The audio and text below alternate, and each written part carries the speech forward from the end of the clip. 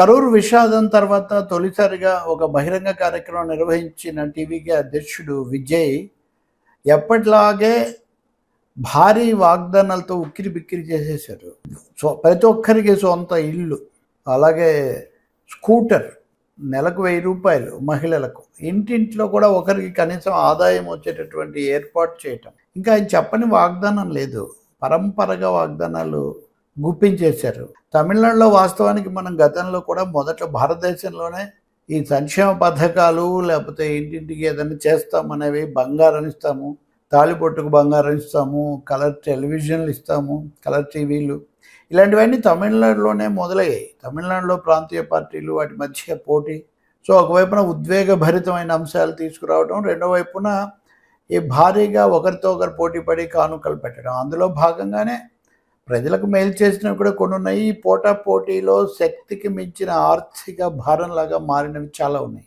ఆ తర్వాత అది దేశమంతా అది వ్యాపించింది. ఇప్పుడు వాటిని కొంతమంది సంక్షేమ పథకాలు అంటారు, కొంతమంది ఉచితాలు అంటారు, ఇంకొంతమంది అటువంటివి ఉండకూడదంటారు. ప్రధానమంత్రి మోదీ స్వయంగా రేవిడి సంస్కృతి, వీటిని రేవిడీలు, ఈ తాయిలాలు ఏమాత్రం మంచిది కాదని చెప్పడం మనం చూసాం.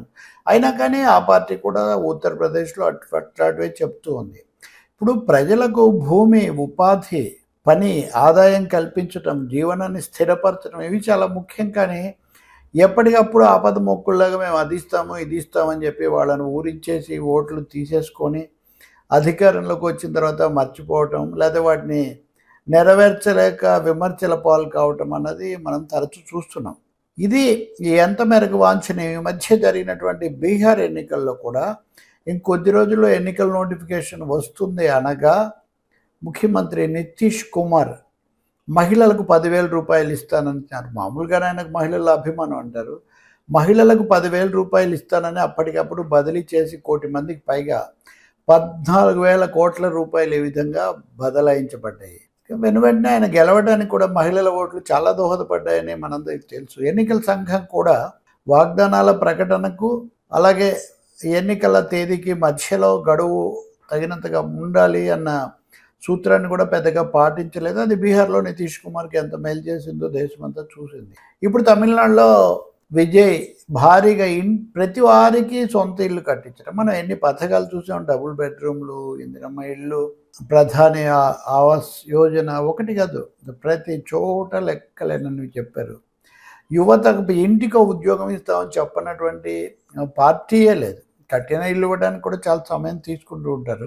కాబట్టి వాగ్దానాలు వరదలాగా పారించడం అన్నది ఓట్లు రాబట్టుకోవడానికి, లేకపోతే ఎన్నికల ముందు మురిపించడానికి మాత్రమే అయితే అది దేశ ఆర్థిక వ్యవస్థకు కానీ, ఆ కుటుంబాల యొక్క శాశ్వతమైన శ్రేయస్సుకు కానీ ఏమాత్రం ఉపయోగపడదు.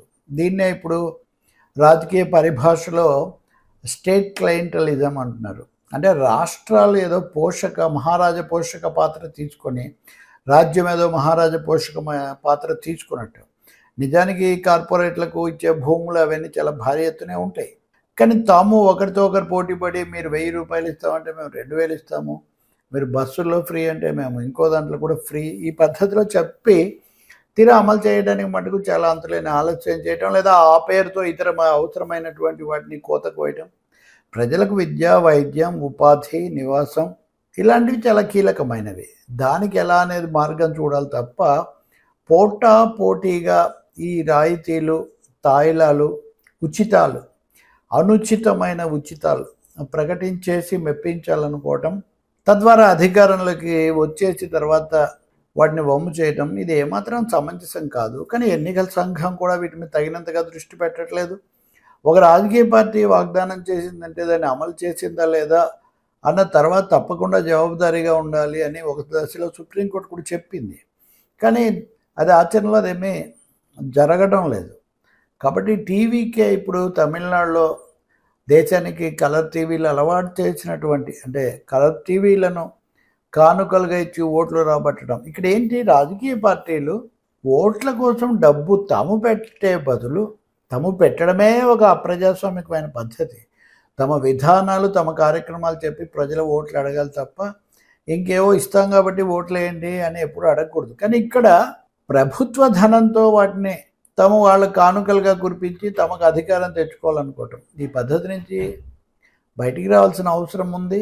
శాశ్వతంగా ప్రజలకు మేలు చేసి వాళ్ళ జీవితాలు స్థిరపడేటటువంటి కార్యక్రమాలు, పథకాలు, ముఖ్యంగా భూమి ఉపాధి కల్పన లాంటివి చేయడం చాలా మంచిది. అందుకు భిన్నంగా కేవలం ఓటర్లకు ఎరవేసినట్టుగా భారీ పథకాల ప్రకటనలు చేసేటటువంటి పార్టీల పట్ల, అవి చేసేటటువంటి వాగ్దానాల అవాస్తవికత పట్ల చైతన్యం పెంచాల్సిన అవసరం చాలా ఉంది.